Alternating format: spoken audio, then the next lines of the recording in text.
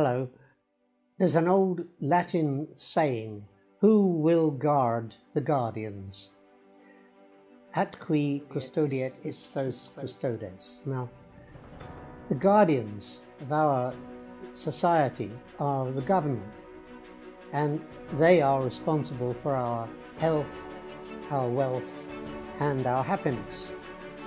But they aren't always believed, and some of the commentators of our society, whose YouTube videos are followed very much by the computer literate public, and most of them today are, like to get an evaluation of the government and the facts as they are given by the media. One of these people is Dr. John Campbell, who is a lecturer in nursing studies at the University of Cumbria.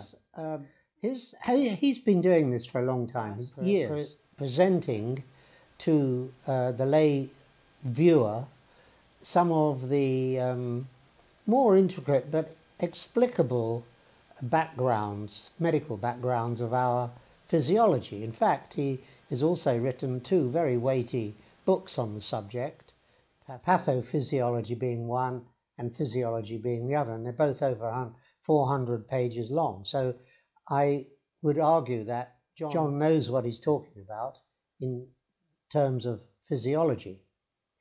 That's not all of his skills, but I have to say that his presentations on YouTube over the years have been very helpful and informative to me.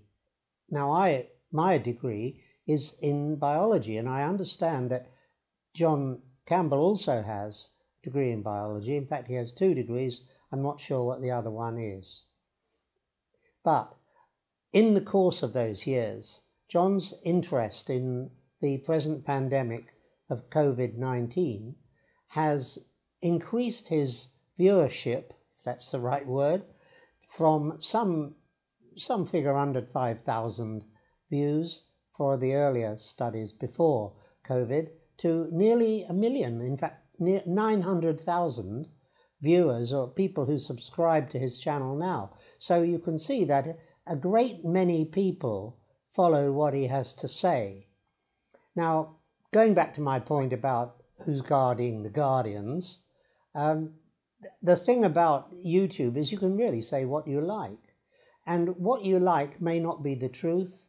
It may really reflect just your opinion, and that opinion might have been motivated commercially.